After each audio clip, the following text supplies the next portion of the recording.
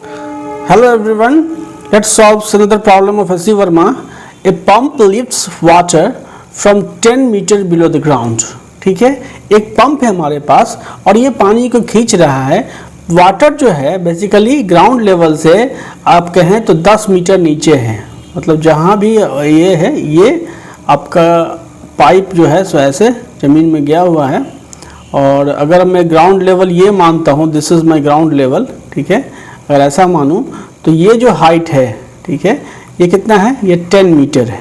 और 10 मीटर नीचे जो है यहाँ पे वाटर हमारा अवेलेबल है. ठीक है, तो यहाँ से पानी वो खींच रहा है. Water is pumped at a rate of 30 kg पर मिनट. मतलब यहाँ से जो पानी बाहर की ओर एग्जिट हो रही है, पम्प्ड हो रही है, उसको हम लोग बोलेंगे यहाँ से dm/dt. Rate at which the water is pumped is 30 kg, ठीक है, पर मिनट. इसको आप लिख सकते हो तो यहाँ से इसको 60 से डिवाइड कर दो तो ये 1/2 kg, ठीक है, पर सेकेंड. इतना पानी जो है एक सेकेंड में जो है सो निकल रहा है हमारा दूसरे एंड से. साथ में ये भी मेंशन्ड है विथ नेग्लिजिबल वेलोसिटी.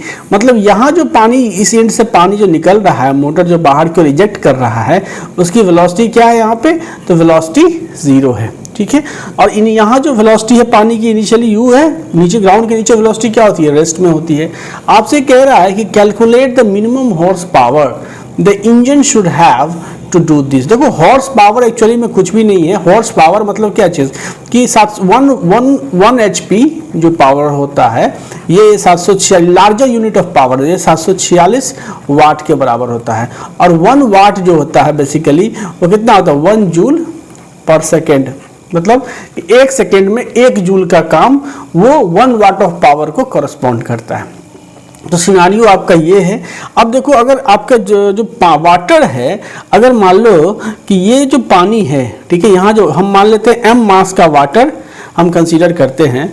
और अगर पंप क्या करता है, वाटर ये जो है, ये जो आपका पंप है एक्चुअली में क्या करता है, ये पानी पे ऊपर की ओर एक फोर्स अप्लाई करता है. कैसे अप्लाई करता है वो एक आपका अलग डिस्कशन का पार्ट है कि वो एक प्रेशर डिफरेंस क्रिएट करता है जिसकी वजह से पानी जो है सो हाई प्रेशर से लो प्रेशर की ओर जाती है.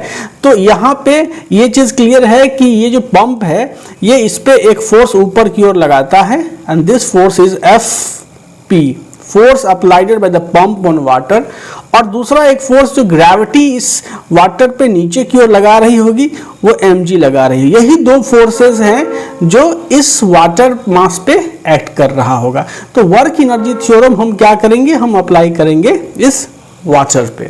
तो वर्क एनर्जी थ्योरम जो हम अप्लाई करेंगे तो क्या होता है, work done by all forces W total and this is equal to change in kinetic energy K. अब देखो यहाँ जो पानी है वो 0 वेलोसिटी पे है, रेस्ट में है, इसलिए इनिशियल काइनेटिक एनर्जी कितनी है, 0 है. और यहाँ जो पानी है वो भी 0 वेलोसिटी से इजेक्ट हो रही है, मतलब फाइनल काइनेटिक एनर्जी जो है वो भी 0 है. मतलब आप लिख सकते हो कि change in the kinetic energy जो K फाइनल माइनस जो K इनिशियल होगा वो क्या होगा, 0 होगा. समझ में आ रही है बात.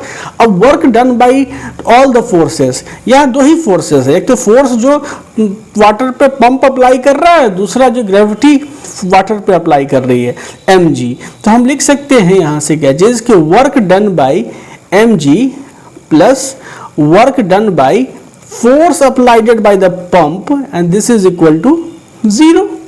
अब देखो mg क्या है भाई, mg है आपका कंजर्वेटिव फोर्स. क्या है ये, कंजर्वेटिव फोर्स है. क्यों, कंजर्वेटिव फोर्स है.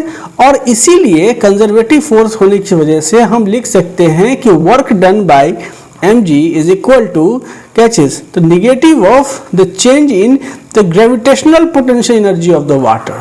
ये रिलेशंस हमने पढ़ाया है, आप अगर नहीं पढ़े हैं तो जाके देख लीजिए.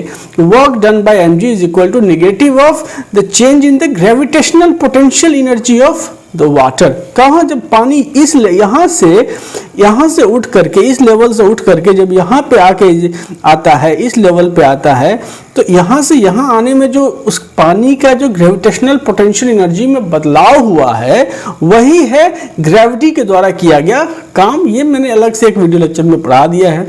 तो मैं यहाँ लिख सकता हूँ कि minus of change in the gravitational potential energy of water plus work done by the force applied by the pump and this is equal to 0.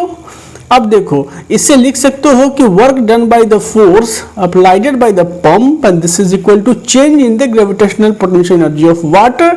अब क्या होता है यूजी की वैल्यू, डब्ल्यूजी की value mg mass into gravitational acceleration, और यहाँ से h final minus h initial, initial height minus final height. अब देखो अगर मैं ग्राउंड लेवल को, ये जो लेवल है इसको मैं रेफरेंस ले लेता हूँ, ठीक है, इसको मैं अगर रेफरेंस ले लेता हूँ और रेफरेंस ले लिया मतलब ये हाइट हमारा हो गया h इनिशियल, ठीक है, ये हाइट हमारा क्या पानी यहाँ से यहाँ जा रहा है और ये मतलब यहाँ से यहाँ जा रहा है, ये रेफरेंस हाइट ले लिया मैंने, इसको अगर रेफरेंस ले लिया, ठीक है।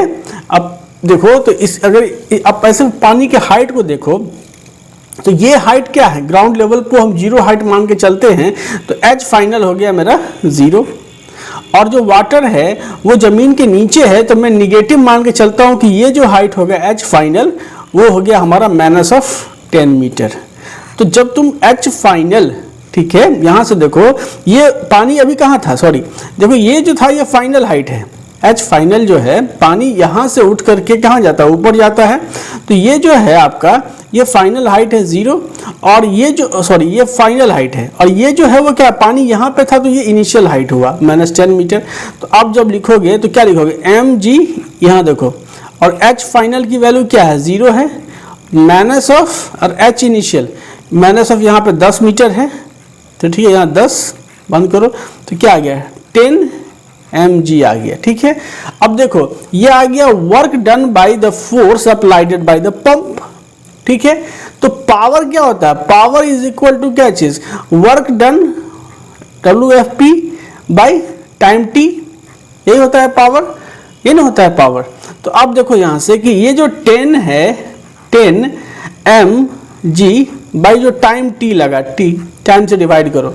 अब देखो यहाँ से कि हमने लिखा है कि पावर जो होता है, यहाँ से देखो ये क्या है, m/t की वैल्यू कितना है आपको 1/2 kg पर सेकेंड। तो यहाँ से देखो 10 इंटू m/t की वैल्यू कितना है 1/2 इंटू g की वैल्यू कितना है 9.8, इसको काटो 2 25 10 8 40 और 49, ये हो गया जूल, ठीक है, पावर इतना जूल पर सेकेंड हो गया।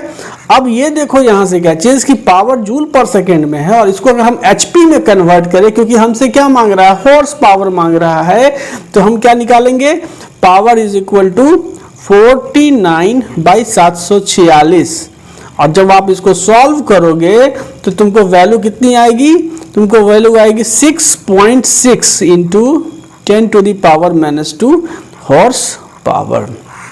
तो ये m जो m/t था ये बेसिकली यही था जो मास बाहर आ रहा था, इसी का रेट है, rate at which the mass is flowing out, और यही चीज m/t जो है यहाँ है, इसलिए इसका ये आंसर होगा।